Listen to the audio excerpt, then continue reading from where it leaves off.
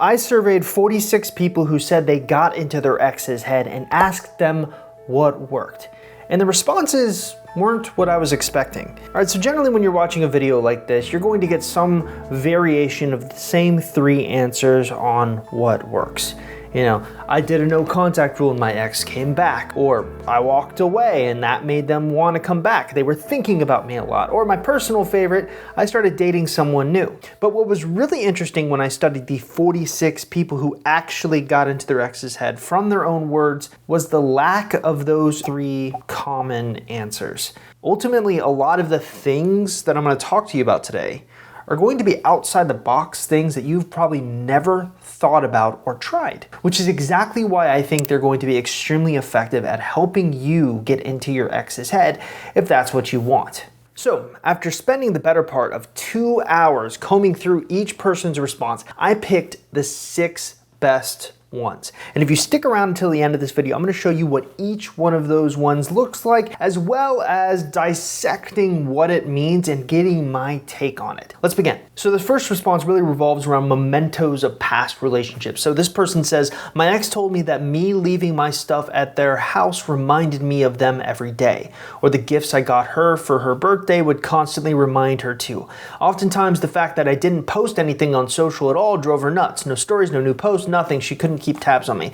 So this is something that you really don't have a lot of control over. Just the mere fact of you having a relationship with your ex is probably enough to make sure that you're in their head, obviously. But sometimes having mementos around the house, things that you shared, is enough to trigger memories of the past. And this is one of the kind of clever ways to get into your ex's head. I think is kind of important to mention here is this person goes on to clarify that this stuff was already there pre-breakup. He did not break in entering to plant the stuff. And I know that seems like a far-fetched thing for me to warn you about here, but don't do that. That is against the law, it's illegal, and you're crazy if you do something like that. This is something, admittedly, you don't really have a lot of control over, but something that is important to think about, especially if you had a really good relationship where a lot of items were exchanged, because this means you're going to be a lot more likely of a candidate to have these mementos help you stay top of mind in your ex's head. Our next response has something to do with having a real smile and not a forced one. So this person goes on to say, how to get into my ex's head for me was simply moving on and not caring. I just focused on me being happy, and that's what made him notice. Maybe because my smile was real and not forced. Now, recently I've talked a lot about the importance of walking away from an ex to get that ex back, and how that's one of the most effective strategies for actually successfully having an ex look at you anew. And this is really what this is talking about. It's about putting the focus off of your ex and onto you. Most of the time when you're gonna watch these videos, you're gonna get something like this, which is cliche. And yes, I get it, working on yourself is something that everyone should do, but that's not really what I took from this comment. What I took from this comment was the last sentence, maybe because my smile was real and not forced. So a lot of times what I've noticed is people who are really desperate to get their exes back will pretend to move on. In other words, they're inauthentic about the signals that they're projecting about how great their life is without their ex, when inside they're boiling or upset or hurt. What this person is really talking about is that you need to be authentic in your approach on moving on from an ex. It can't be something that you fake. You actually need to try to move on from your ex. And that is actually one of the best ways to get into your ex's head. If you don't believe me, go watch the video I recently posted on walking away to get exes back. And that will explain the psychology of why this principle works. Next up, we have something super obvious, but something that I do feel needs to be talked about, and that's changing your profile picture. So this comment specifically says, no, but jokes aside, what got into my ex's head, he said, was when I changed my profile picture from us to myself, and when I went private on Instagram. That was after I decided I didn't want them back. Seems like a basic concept, right? Change your profile picture of the picture of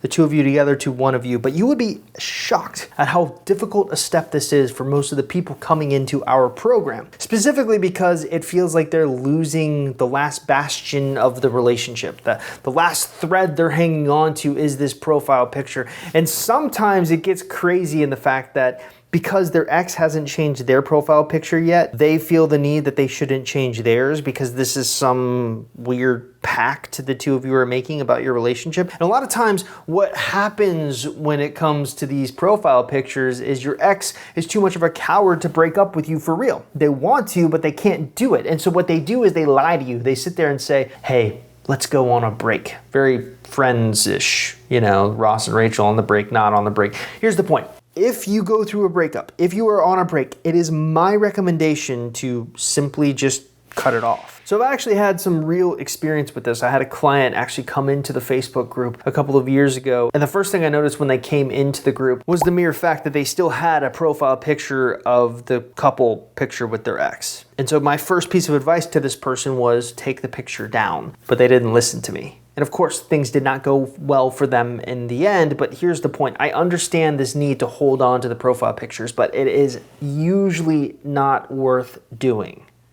So our next tip really has to do with the sphere of influence. This person specifically said, working on the sphere of influence has been huge for me. My ex has reached out to me multiple times after hearing about cool stuff I was doing from his friends and family. And just the fact that his sphere of influence thinks highly of me and still keeps in contact with me says a lot to him, I think. This to me is maybe the best tip you're gonna find in this video because it's something that everyone overlooks and undervalues, and yet consistently we see it coming up in success stories. So what is the sphere of influence? Well, the sphere of influence is essentially the people that your ex surrounds themselves with whose opinions matter to them. So generally speaking, you're going to have intimate relationships being very close. You're gonna have close relationships, casual relationships, distance acquaintances. Each is kind of like further away from the sphere. But usually your ex will have 3 to 5 people whose opinions they matter about the most. And depending on your relationship with them, they can be your greatest ally or your worst enemy. Hopefully you have a decent relationship with your ex's sphere of influence. But think of it like this. Most people try to oversell themselves to their ex when they're trying to win their ex back or get into their ex's head. And sometimes the best thing you can do is not sell yourself at all, but allow people to sell you. So what's the way to do that? Well, the best way is to actually do something noteworthy worth talking about. There was a recent example in our Facebook group where one of the people was going to do a triathlon. So he went out, he did it, and he posted all of his triathlon feats, I guess, pictures and things like that on Facebook, on social media. And he started getting all of this attention, not just from his ex, but from other people. And he ended up getting a few dates as well from those other people. But here's the thing, the sphere of influence, if they're seeing this, they will come to your ex and let your ex know. And it kind of makes your ex not be able to stop thinking about you, because it's always better to be sold by someone you trust versus the actual thing that you're being sold about. You know what I'm saying. Next up, we have boot them from your Netflix. And this comment simply had the brilliance and brevity approach of use their Netflix. To be honest, I thought this was a really clever idea. So essentially, you know how you can share Netflix passwords and things like that? Well, one of the things you can do is log on to the account and watch something. But I started going down the rabbit hole on this. There could be some legal ramifications for going into their Netflix account. So I actually think the opposite thing might be a more effective. While it may seem harsh at first, if you're doing a no contact rule, it shouldn't be that harsh. But let's say that you've shared your Netflix password with your ex and you've decided, you know what, I'm gonna try to do everything I can to get in their head. One of the best ways to do that is to actually boot them from your Netflix account. And I think it goes without saying, especially if you've shared social media platforms in the past and they have your passwords, it might be a smart idea to start changing your passwords across all of your social media accounts just to make sure that the exes can't get into it. We have definitely seen some horror stories over the years about people who do not change their passwords. Their ex doesn't hack in because their ex actually knows the password, goes in, spies on them. It's a whole thing. And finally, we have social media. This person specifically says, definitely social media, which is letting the other side see your UG. This is sort of the ungettableness, and also some parts to know you better. Also, a lot of meditation at least once a day. They say that if you do a meditation for manifestation, it can actually help for calmness and open a portal for the ex to think about you. I don't know about that last part. I tend to personally steer away from things like law of the attraction and astrology just because it's not really a science-based thing, but I do like the idea of being open and being positive and having the positive mindset. So I'm not totally against the law of attraction. I'm just sort of iffy on it, but we're getting off the point here. The point is social media is probably one of the best tools that you can use. We have done multiple studies on this. We know that close to 90% of exes after a breakup are going to be spying on your social media accounts. So in a weird way, especially if you're doing a no contact rule, it's probably the best way for you to stay in touch without actually staying in touch with an ex. But it's important for you to control the narrative. So what are you supposed to be posting on social media to get into your ex's head? Well, anything that makes them feel like they're missing out on an experience with you. Generally speaking, what we tell our clients is to do the 5-category method. So if you're familiar with my Holy Trinity concept, I'm a big believer in trying to balance your life into 3 specific categories: health,